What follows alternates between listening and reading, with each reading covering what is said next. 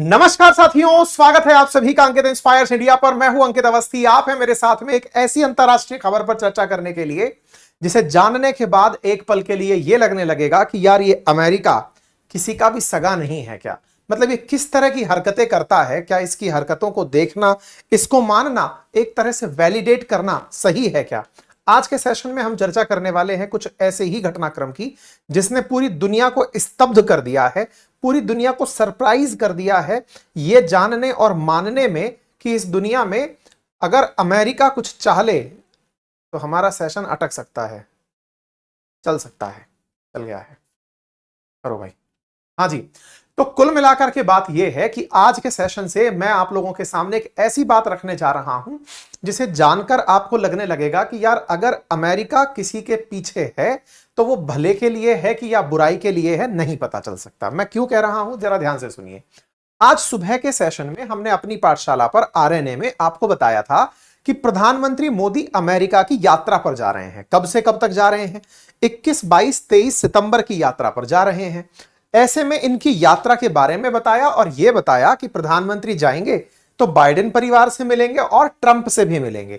दोनों से जाकर मिलेंगे और बढ़िया से अमेरिका की राजनीति में रंग जमाएंगे, क्योंकि चुनावों का लंबा चौड़ा अनुभव है साहब को। ऐसे में इनकी चिंता बढ़ जाती है। बढ़ क्यों जाती है? क्योंकि अमेरिका की एक कोर्ट प्रधानमंत्री मोदी से कहती है कि आ ही रहे हो तो कोर्ट तक भी आ ही जाना। न्यूज ये है कि अमेरिका की एक डिस्ट्रिक्ट कोर्ट ने प्रधानमंत्री को समन किया है। समन करने का मतलब है बुलावा भेजा है कि सर आ रहे हो तो कोर्ट तक भी चले आना। और इन्हीं को नहीं भेजा है, इनके साथ साथ डोवाल साहब को भी भेजा है, पूर्व रॉ चीफ सामंत गोयल साहब को भी भेजा है, रॉ एजेंट विक्रम सिंह को भी भेजा है। इन सबको भेजा है कि आ रहे हो तो कोर्ट में बात करते चले जाना, और अगर आप नहीं आए तो फिर कोर्ट अपने स्तर पर फैसला ले लेगी।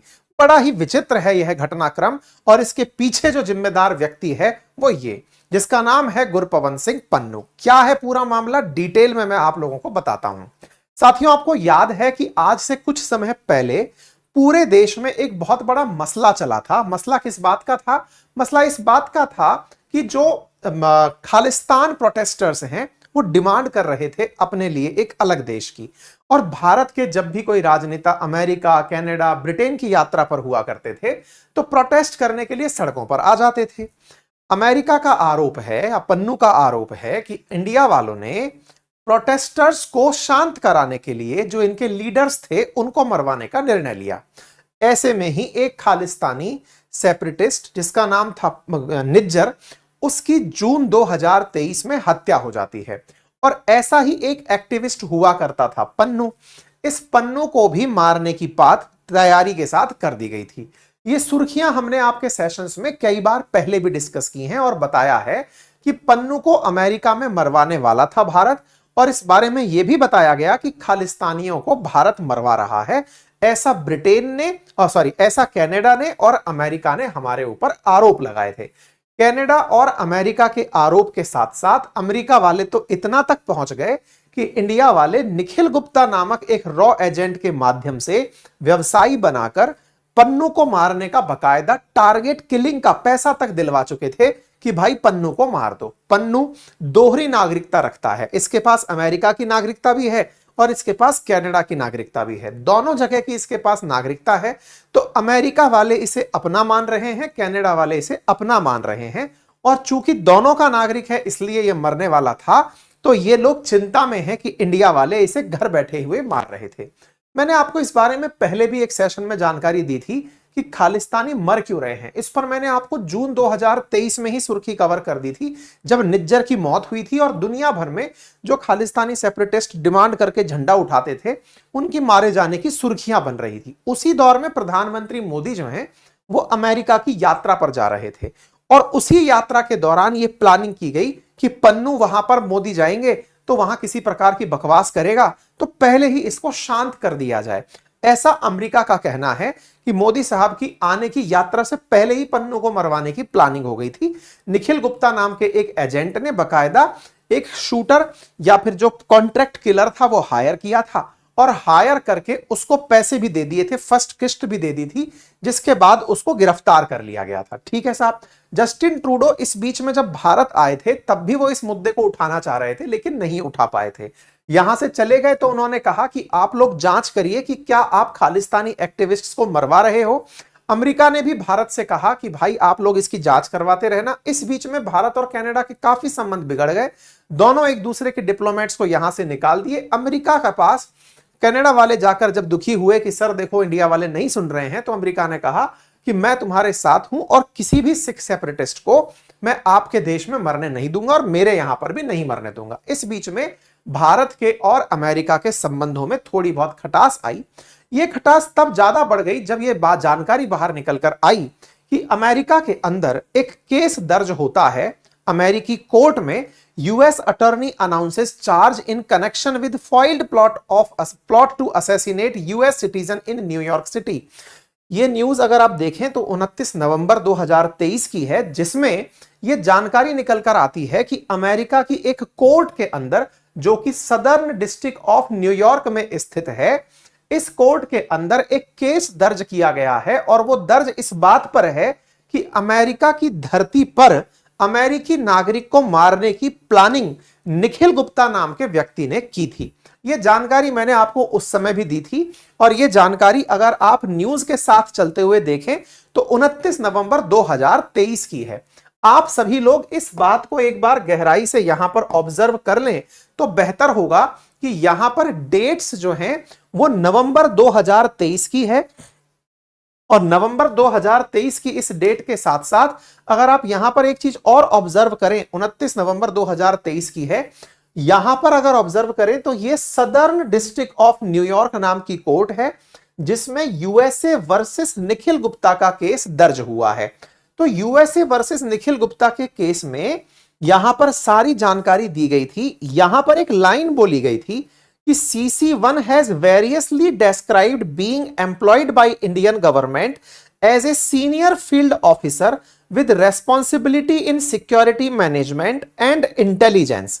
CC1 also has reference previously serving in India's Central Reserve Police Force। और इस बारे में मैंने आपको पहले भी बताया था कि इन्होंने इस मामले में यह जानकारी दी कि निखिल गुप्ता नाम का व्यक्ति जो मारने की बात कर रहा था, मतलब मारने की प्लानिंग कर रहा था पन्नू को, उसको इंडिया में रहते हुए कहीं से आदेश हो रहे थे। इंडिया में कहां से आदेश हो रहे थे? तो बोले कोई CC1 एक नाम का इन्होंने अपनी तरफ से कोड बना रखा है कि CC1 नाम का व्यक्ति है जो मरवाने की प्लानिंग कर रहा है। बोले ये CC1 कौन हो सकता है? बोले इसने CRPF में काम किया हुआ है। इसी समय ये लगने लग गया था कि ये निश्चित ही भारत के किसी ना किसी IPS को टारगेट कर रहे हैं। IPS कौन कौन थे उस समय भारत के अंदर? प्रमुख रूप से जून के समय ही हमारे यहां सावंत गोयल रॉ चीफ थे। उसी समय सावंत गोयल जो है वो रॉ चीफ थे, और वो लंबे समय से भारत के अंदर रॉ चीफ बने हुए थे, IPS अधिकारी थे। ऐसे ही डोवाल साहब IPS अधिकारी और भारत के NSA चीफ, इन दोनों के बारे में ही ये माना जाता है कि बाहर की जितने भी एक्शंस होते हैं वो इन्हीं के आदेश पर होते होंगे। तो इस केस में यह बात मेंशन की गई थी कि एक व्यक्ति है जो निखिल गुप्ता को आदेश दे रहा है।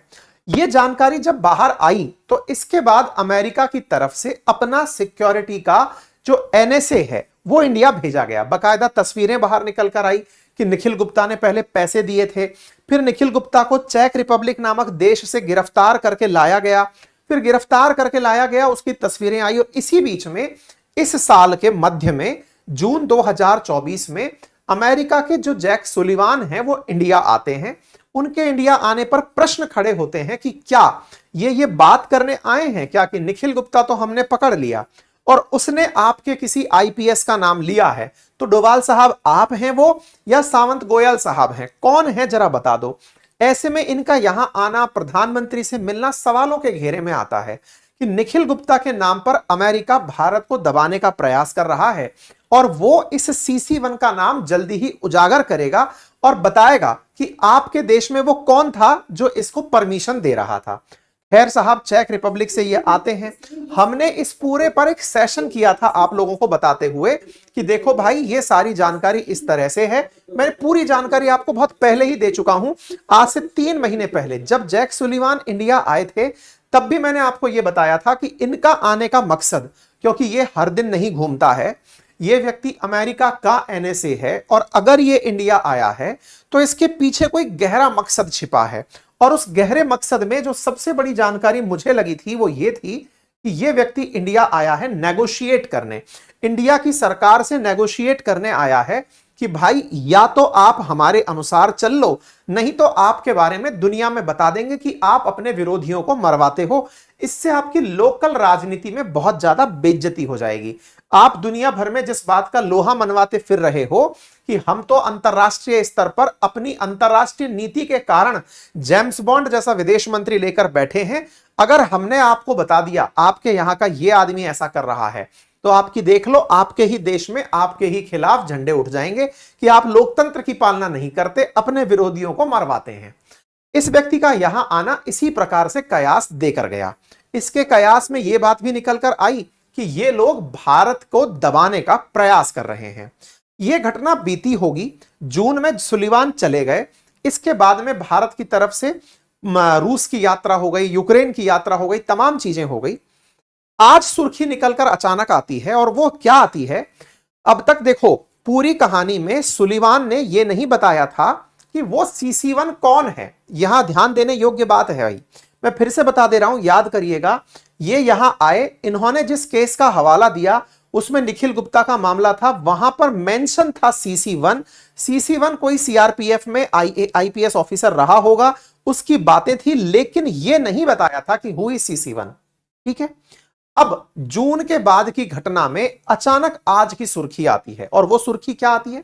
वो सुर्खी आती है साहब कि इंडिया के अंदर मतलब US की कोर्ट ने NSA डोवाल साहब, सावंत गोयल साहब और भारत सरकार, और भारत सरकार बोले तो भारत के एग्जीक्यूटिव हेड PM, तो इनको समन किया है। समन का मतलब होता है कोर्ट आपको तामील कर रही है कि आ जाओ भाई, आपको कोर्ट में बुलाया गया है, आपसे सवाल जवाब किए जाएंगे और आपके जवाब से संतुष्ट नहीं हुए तो आप पर एक्शन ले लिया जाएगा। तो इस प्रकार से भारत के मतलब भारत सरकार, NSA डोवाल और सावंत गोयल, इन सबको बुला लिया गया।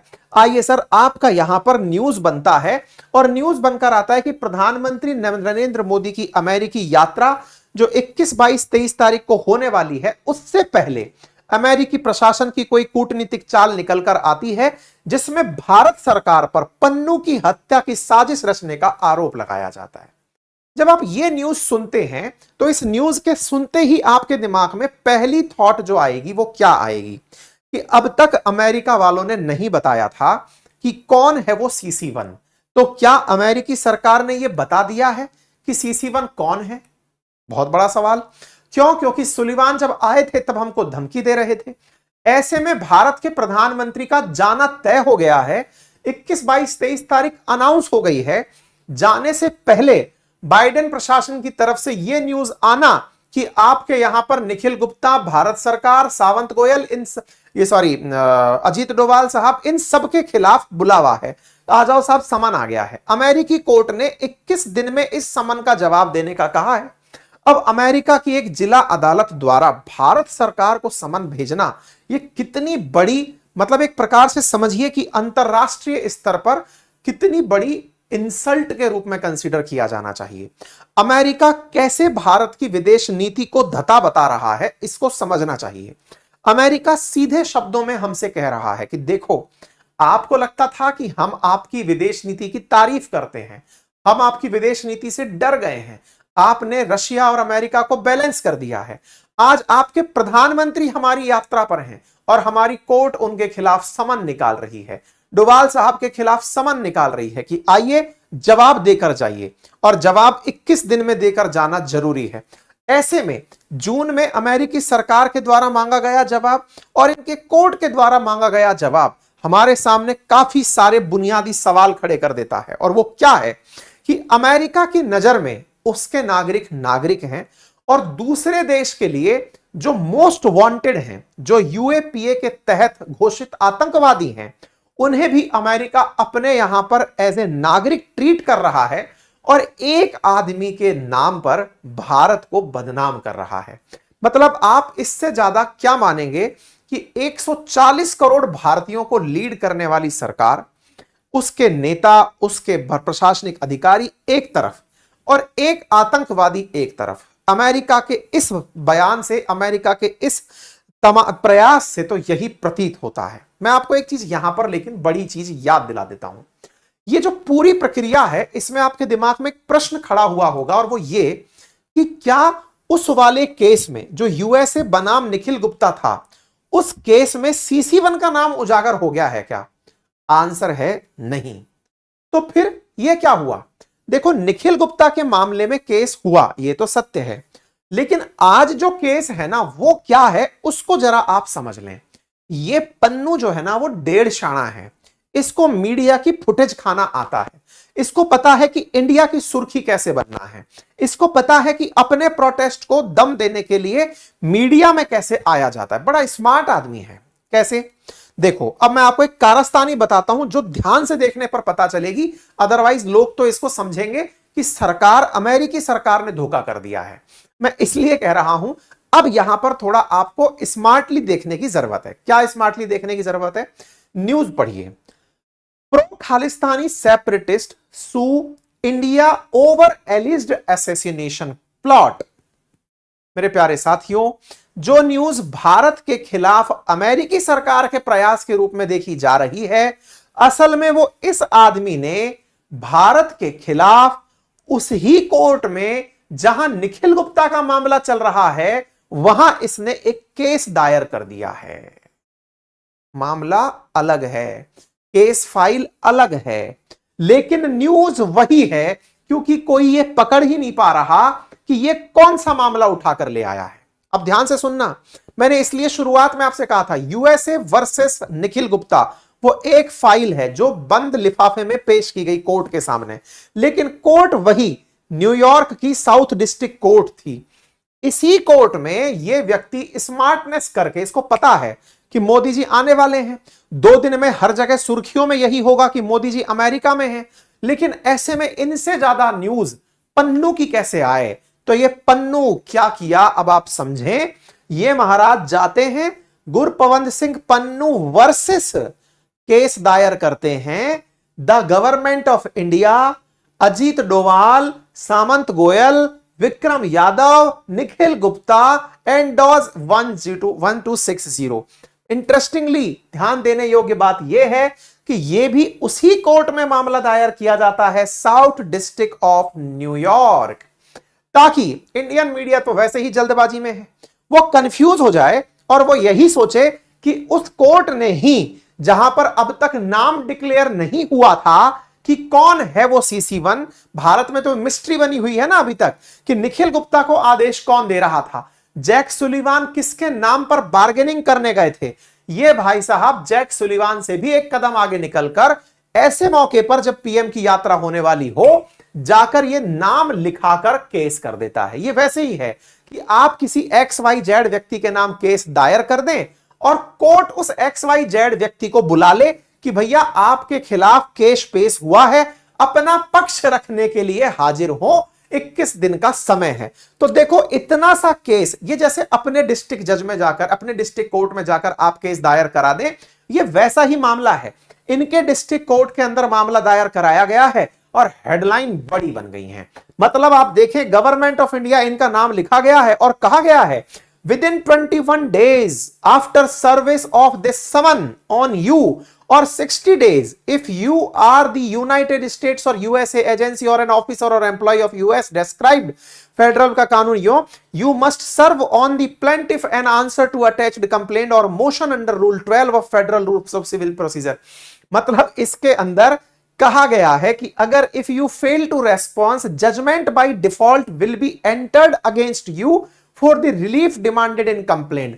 मतलब इस भाई साहब ने हमारे खिलाफ कंप्लेंट दायर करी और वो कंप्लेंट सुर्खी बन गई कि देखो कंप्लेंट हुई है आपके खिलाफ और उस कंप्लेंट में आपको समन किया गया है, हेडलाइन बन गई। ये तो इनकी कोर्ट को समझने वाली बात थी कि इन्होंने इस कंप्लेंट के अंदर ये समझा ही नहीं कि किसके खिलाफ केस हो रहा है, क्या कुछ किया जा रहा है। इसने मामला किया, लेकिन टाइमिंग बड़ी इंटरेस्टिंग थी इसकी। इसने ऐसे समय पर यह मामला दिखाया जिस समय पर भारत के प्रधानमंत्री वहां जा रहे हैं, तो लोगों को क्या लगेगा कि अमेरिकी सरकार वाला मामला खुलकर आ गया है, जिसमें यूएस सरकार जो है वो निखिल गुप्ता के खिलाफ केस लड़ रही है। नहीं, दोनों अलग मामले हैं।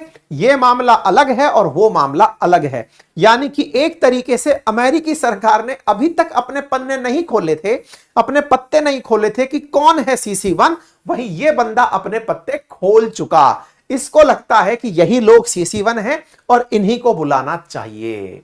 तो पहले तो आपको उम्मीद है कि यह वाली बात समझ में आई हो जो मैं आपको यहां बताना चाह रहा हूं कि दोनों केस में अंतर क्या है। अगर अंतर समझ में आ गया तो यहां पर बाइडेन प्रशासन की गलती क्या है वो समझो।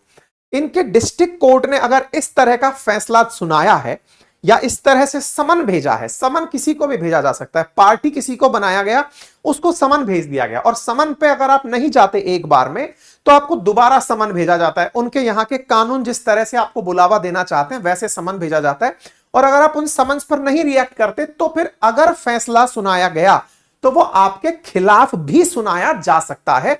इसके लिए सामने वाले को श्योर कराया जाता है। अब बड़ा सवाल यह आता है, अगर यह जानबूझकर किया गया कार्य है तो फिर क्या है? तो भाई साहब फिर तो यही माना जाएगा कि अमेरिका भारत को यह मैसेज दे रहा है कि तुम जो अपने आप को अपनी विदेश नीति का जेम्स बॉन्ड समझते थे, असल में तुम हो नहीं, सारा खेल हम ही लोग करते हैं। हालांकि भारत सरकार की तरफ से, विदेश मंत्रालय की तरफ से विक्रम मिस्त्री साहब का स्पष्ट बयान आ गया और उन्होंने कहा कि इस बात को ज्यादा वैल्यू देने की जरूरत नहीं है। किसने केस दर्ज कराया है यह देखने वाली बात है। वो व्यक्ति जो ऑलरेडी भारत में UAPA केस के अंदर एक अभियुक्त है जिसको हम तलाश कर रहे हैं, वो व्यक्ति भारत के खिलाफ केस दर्ज करा रहा है और उसको पता है कि कहां कराना है, तो वो वहां से सुर्खी बटोर ले रहा है। इसका मतलब भारत और अमेरिका के रिश्तों में इस घटना का कोई असर नहीं होने वाला है। इस घटना की वजह से कोई न्यूज तो, हाँ न्यूज तो बड़ी न्यूज बन गई और संभवतः मोदी जी इस बात को पहले ही समझ रहे थे। यही कारण है कि मोदी जी को चाहने वालों ने निखिल गुप्ता को टेंडर दे दिया था कि इस पन्नू को हटा देना। लेकिन करें क्या, अब ये मोदी जी की फिर से यात्रा हो रही है तो फिर से सुर्खी बटोर गया। इतना तो मोदी जी को फुटेज नहीं मिली अमेरिका जाने की जितनी पन्नू खा गया। बस ये वाली सारी खेल है। बाकी देखिए, जियो पॉलिटिक्स में मैंने हमेशा एक ही लाइन बोली है, ना कोई किसी का परमानेंट मित्र होता है और ना ही कोई किसी का परमानेंट शत्रु होता है। जो होता है हितों के लिए होता है, स्वार्थ के लिए होता है।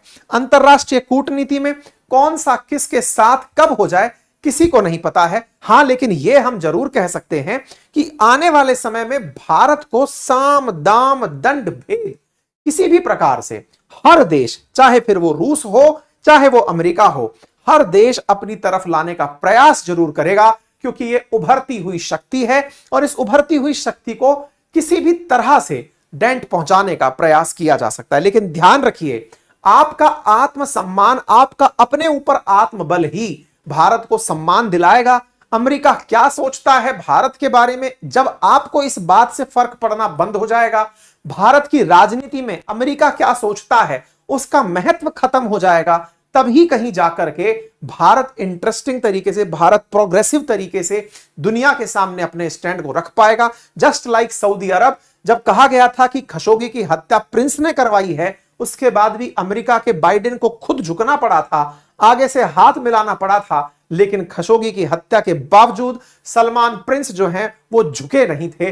भारत को आवश्यकता है दुनिया के सामने अपने स्टैंड को मजबूती से रखने की। अगर ये छोटी मोटी घटना भी है तो अमेरिका ऐसी हरकत ना कर पाए। भारत की तरफ आए हुए बयान से पहले अमेरिका का बयान आना चाहिए था कि हमसे गलती हुई, हमने इस तरह का आपके सामने एक समन पेश कर दिया, हमारी कोर्ट ने समन निकाल दिया, हमें नहीं पता। इस तरह का बयान वहां की तरफ से आना चाहिए था। यही भारत की असली ताकत है। मेरे प्यारे साथियों, अगर आपको यह जानकारी पसंद आई हो तो अपने साथियों से जरूर साझा करिए। एक छोटी सी रिक्वेस्ट यहां पर फिर जुड़ जाएगी, अगर आप ऑलरेडी मुझे 25 मिनट सुन चुके हैं तो आखिरी 0.19 सेकंड सब्सक्राइब का बटन दबाने में लगती है, उसे भी प्लीज दबा दें, ताकि भविष्य में जब भी कोई सुर्खी आप तक आए तो उसका नोटिफिकेशन आप तक पहले पहुंच जाए, कोई अपडेट आए तो आप तक साझा कर दिया जाए। और ऑलरेडी अगर आपने सब्सक्राइब किया हुआ है तो आप अपने इस वीडियो को ज्यादा से ज्यादा लोगों के साथ साझा करें, लाइक करें और कमेंट बॉक्स में अपनी राय रखें। फिलहाल के लिए इतना ही।